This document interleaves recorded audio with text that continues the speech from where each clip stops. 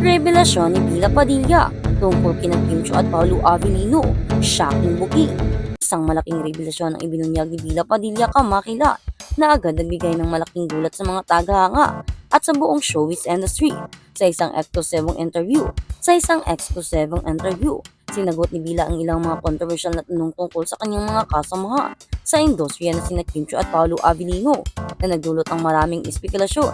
Ayon kay Bila, may mga hindi inaasahang detalye tungkol sa kanilang relasyon sa isa't isa na hindi pa nabubunyag sa publiko. Isang pangyayari ang kanyang isinapubliko na siyang naging ugat ng kanilang malalim na pagkakaibigan at relasyon sa trabaho. Pinag-uusapan din nila ang mga momentong nakakapagpalalim ng kanilang mga samahan sa likod ng mga kamera at proyekto.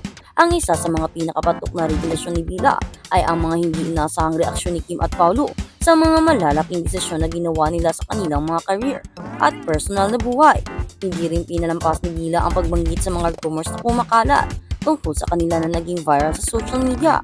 Ang mga pahayag na ito ni Bila ay agad na naging trending topic online at hindi na rin nakapagtataka kung bakit ang mga tagahanga ng Kimchi at Pauliza ay hindi mapakali sa mga bagong developments na ito. Marami ang mga nag-aabang kung ano pa ang mga kwento ang susunod na isiniwalat ni Bila at kung paano ito makakaapekto sa mga relasyon at imahe ng mga nabanggit na artista.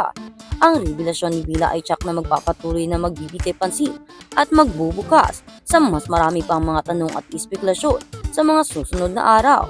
At sa kabilang banda, Kim Chiu Paolo Avellino nagpapasalamat sa My Love Will Make You Disappear na suporta. Ang romantic comedy film na pinagbibidahan ni Kim Chiu at Paolo Avellino, ang My Love Will Make You Disappear, ay patuloy na nagkakaroon ng momentum sa mga sinihan sa pagpasok nito sa ikalawang linggo.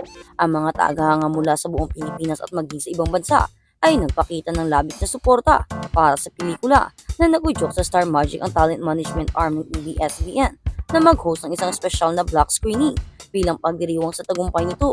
Ang mga nangungunang bituin na ang pagpaparis ay tinatawag ni King Pao ng mga tagahanga ay nagpahayag ng kanilang pasasalamat sa pagbuhos ng pagmamahal at suporta. We are very thankful sa mga patuloy na nanonood, sa mga nagbabasa namin online. Ang nakakatuwa lang sa iba't ibang parte ng mundo na may Pilipino pinapanood nila. So we're very thankful. First time magpa-block screening. Thank you Star Magic, Chu said. I'm very grateful because we are on our second week and we have yung 15 block screening for today. I'm excited to see everyone. I'm excited to thank everyone for still watching the film on our second week. Dagdag ni Avellino. Para sa mga parehong mga bida, ang tagumpay ng pelikula ay parang isang maagang regalo sa kaarawan para sa kaarawan ni Kim Chiu ngayong April 19. Samantala si Avellino ay mas matanda ng isang taon sa May 13. Oo naman, nakakagulat lang ang dami pa ning bumabalik sa sinihan and with our genuine rom-com. So we're very happy. Happy birthday na siya for me, sabi ni Chiu. Isa ito sa pinakamagandang regalo sa maagang kaarawan na maaari kong hiningi. Lubos akong nagpapasalamat sa lahat, sabi ni Avellino. Nakatagdang lumipad ang dalawa sa Dubai para sa series ng mga international screening. Katuwang na ang The Filipino Channel or TFC. It is an event by TFC. We're gonna go there to do cinema screening as well.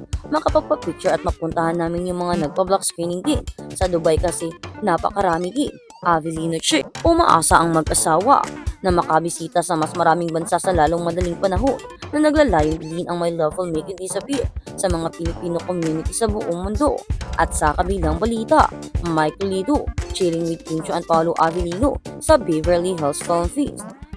Picture perfect moment ito sa Manila International Film Festival sa Beverly Hills. Si attorney si Michael Lido, palaging poise at pulido, ay natagpuan ng kanyang sarili sa masayang kasama na nagpo siya kasama ang screen darlings na sina Kim Chiu at Paolo Avellino. Si Toledo na namumuno sa Government Relations and Public Affairs para sa Metro Pacific Investment Corp ay nasa festival reaping media quest. Isa sa mga ipinagmamalaking producer ng Song of the Fireflies at hindi ito basta-bastang pelikula. Nag-uwi ito ng Best Picture Award para sa gabi.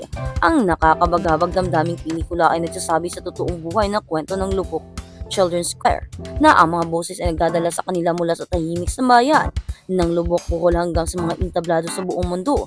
Sinabi ni Attorney Toledo, maaaring masanay si Mikey sa patakaran ng mga boardroom, ngunit sa gabing ito nakatayo siya sa spotlight kasama ang mga bituin. at storyteller na nagdiriwang ng isang pelikulang nakakakuha ng mga puso sa buong kontinente. Sino ang nasasabing hindi maghahalo ang negosyo sa showbiz? Kaya naman marami rin ang nagtataka na baka ay nag-uusap din sila tungkol sa mga negosyo. Baka may balak na pumasok sa negosyo ang dalawa, sina Kim Chiu at Paolo Avellino, dahil nga diba may balak na sila. Baka siguro para sa kanilang future at baka siguro gusto nilang mag-settle down na pagdating ng tamang panahon at ang pag-start sa negosyo ay isang magandang start-up para sa kanilang buhay. Kaya hindi naman daw importante at hindi naman daw palagi na nasa showbiz sila. Darating din ang araw na magre-retire sila.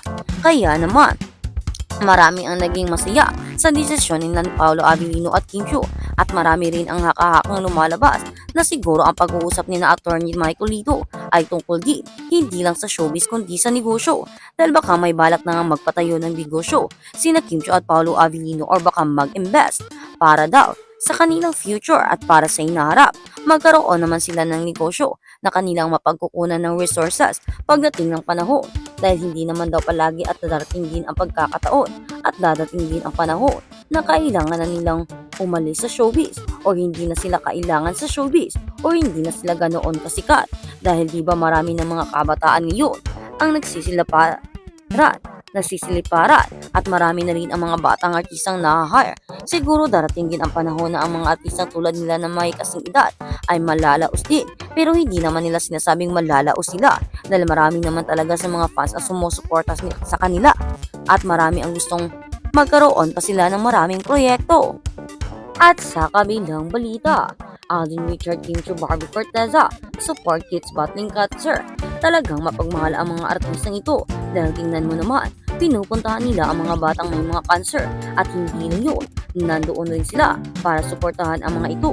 Nagbigay sila ng mga assistance at aside sa mga assistance ay kanila pa rin nilalaro ang mga bata. Kanilang pinapasaya at binibigyan nila ng hope para sa buhay.